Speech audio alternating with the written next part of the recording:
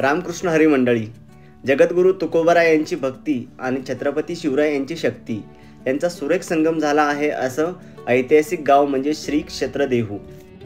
तुकोबारायांची जन्मभूमी आणि कर्मभूमीचा महिमा वर्णन करताना तुकोबाराय आपल्या अभंगात सांगतात, धन्य देहू गाव पुण्यभूमी ठाव, तेथे नांदे देव पांडुरंग, धन्य क्षेत्रवासी लोकदेवाचे उच्चारिता वाचे नामघोष। इंद्रायणीच्या सानिध्याने सुजलाम सुफलाम झालेल्या देहूमध्ये आज आपण पाहणार आहोत तुकोबारायांचं राहतं घर, देऊळवाड्यातील पांडुरंग, श्री हरेश्वराचं शिवलिंग, शिळा मंदिर, इंद्रायणी डोह, वैकुंठ गमनस्थान, गाथा मंदिर आणि बरंच काही। तर आजचा हा ट्रॅव्हल ब्लॉग शेवटपर्यंत नक्की पहा आणि आपल्या मराठमोळ्या यूट्यूब चॅनलला सबस्क्राईब करायला मात्र विसरू नका। रामकृष्ण हरी मंडळी, मी आदित्य पुन्हा एकदा तुमचं मनापासून स्वागत करतो आपल्या मराठमोळ्या यूट्यूब चॅनलवर। तर आज मी जात आहे देहू दर्शनासाठी।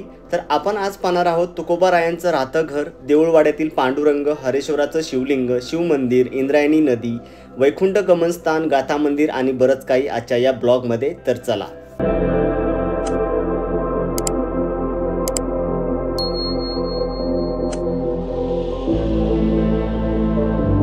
पुण्यातील मुख्य ठिकाणापासून देहूगावला येण्यासाठी पुणे महानगरपालिका यांच्या PMT बसेस उपलब्ध असून जवळील रेल्वे स्टेशन पुणे जंक्शन आणि देहू रोड आहेत।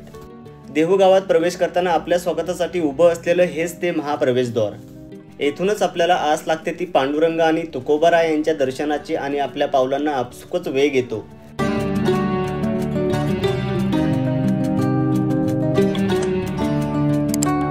थोडंसं पुढं आल्यावर आपल्याला नजरेस पडते ते 14 टाळकरी प्रवेशद्वार। या टाळकऱ्याबद्दल सांगितलं जातं की तुकोबारायांच्या कीर्तनात हे 14 टाळकरी ध्रुपद धरीत असे। 14 टाळकरी प्रवेशद्वारापासून हाकेच्या अंतरावर देऊळवाडा असून देऊळवाड्याकडे जाताना रस्त्याच्या दुतर्फा पूजेचे साहित्य, तुळशीच्या माळा, प्रसाद आणि इतर साहित्यांची दुकाने सुद्धा आपल्याला या ठिकाणी पाहायला मिळतात। समोरच डोळ्यात मावणार नाही असं चिरेबंदी महाप्रवेशद्वार आपल्या नजरेस पडतं। महाद्वारावर तुकोबारायांची गरुडावर विराजमान प्रतिमा आपलं लक्ष वेधून घेते।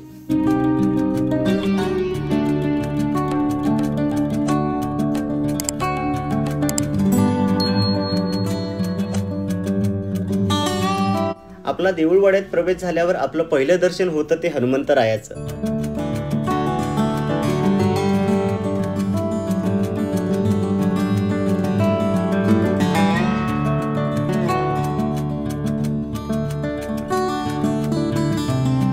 दर्शन बारीतला वेळ हा पांडुरंग आणि तुकोबाराय यांच्या भजनात निघून जातो आणि आपला प्रवेश होतो मंदिराच्या मुख्य गाभाऱ्यात। विठ्ठल रुक्मिणीच्या मूर्तीवर आपले डोळे स्थिरवतात। दर्शनासाठी मिळालेल्या थोड्या वेळात पांडुरंगाचं सगुण रूप डोळ्यात साठवून आपण गाभाऱ्यातून बाहेर पडतो आणि बाहेर पडल्यानंतर आपलं दर्शन होतं ते राम, सीता, लक्ष्मण यांचं।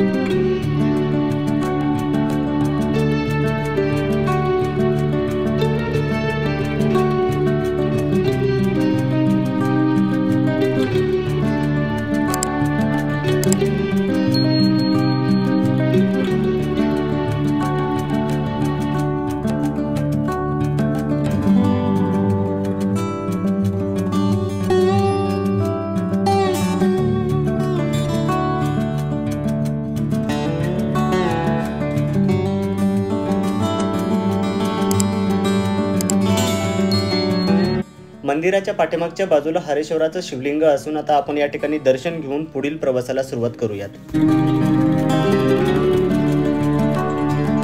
श्री हरेश्वर मंदिरासमोरच शिळा मंदिर असून काही समाजकंटकांनी तुकोबारायांचे अभंग पाण्यात बुडवल्यानंतर तुकोबाराय याच मंदिरातील शिळेवर 13 दिवस बसले होते।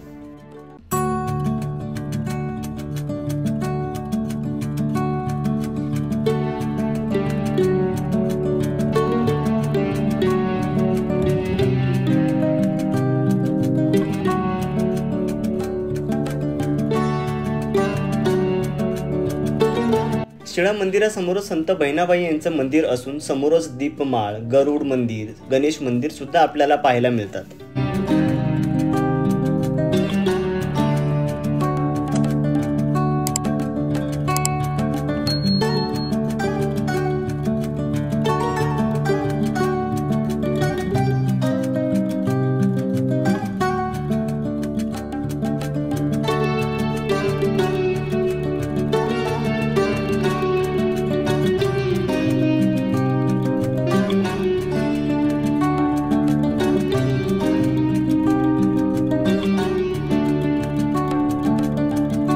मुख्य मंदिराच्या सभामंडपात पालखी असून याच पालखीतून तुकोबाराय यांच्या पादुका पंढरपुरातील पांडुरंगांच्या दर्शनासाठी दरवर्षी नेतात.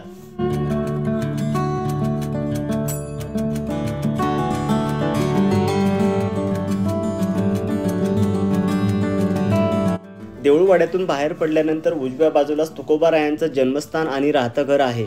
कोरीव काम केलेले लाकडी स्तंभ, प्रशस्त वाडा प्रेक्षणीय असून येथील तुकोबारायांची प्रतिमा खूप सुंदर आहे.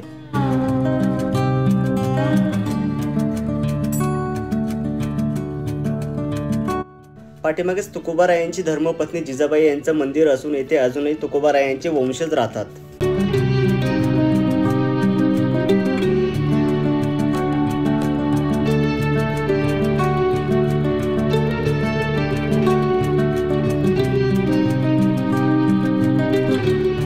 मंदिराच्या पाठीमागे इंद्रायणी घाट असून घाटाचं बांधकाम दगडी असून कणखर आहे.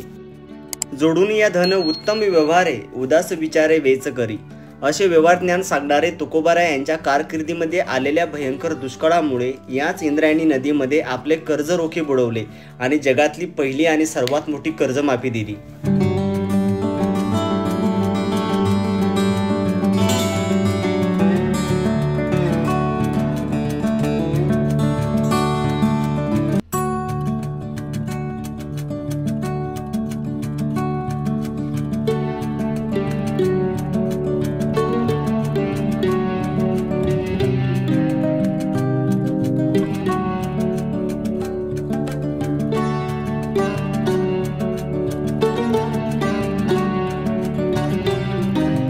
आता आपण आलो आहोत वैकुंठ गमन स्थानाला भेट देण्यासाठी. या ठिकाणी संत तुकोबाराय यांचे मंदिर असून समोरच नांदुरकीचं झाड आहे.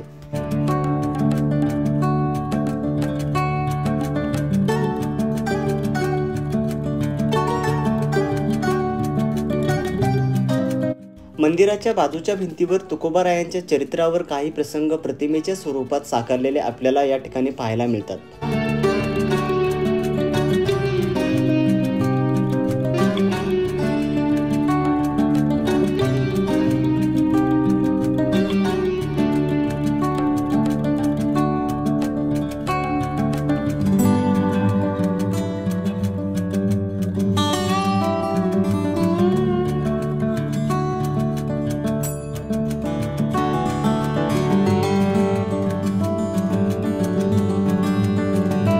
या ठिकाणची धारणा अशी की इथूनच संत तुकोबाराय सदैव वैकुंठाला गेले.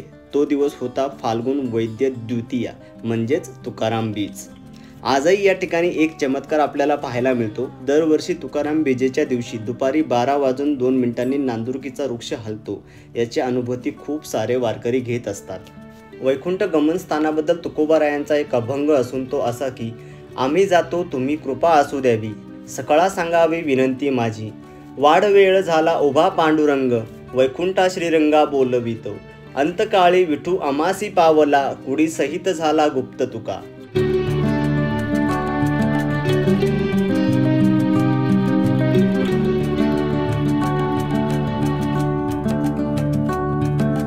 वैकुंठ गमन स्थानापासून 1 किलोमीटर अंतरावर गाथा मंदिर आहे.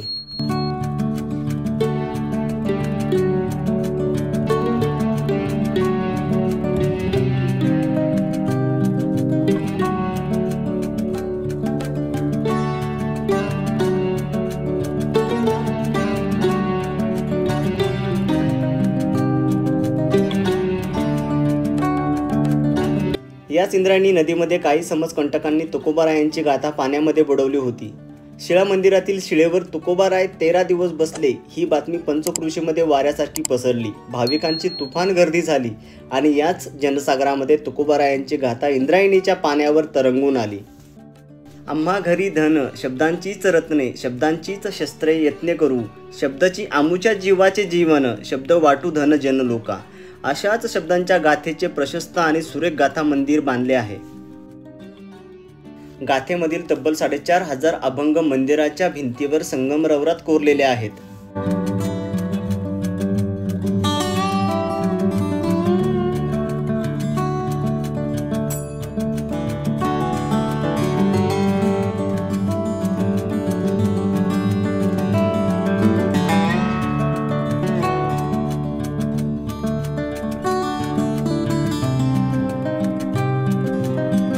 रेनिया थोकडा तुका आकाशा एवढा, आपल्याला याची प्रचिती होते ती मंदिरातील तुकोबरायांची भव्य मूर्ती पाहूनच.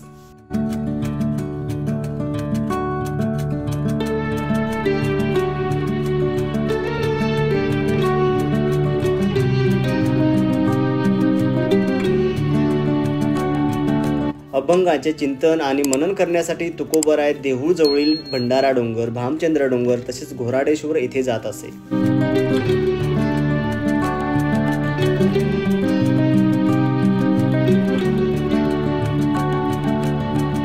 तर मित्रांनो, आजचा ट्रॅव्हल ब्लॉग तुम्हाला कसा वाटला कमेंट सेक्शनमध्ये नक्की सांगा आणि आपल्या चॅनलला सबस्क्राईब नक्की करा.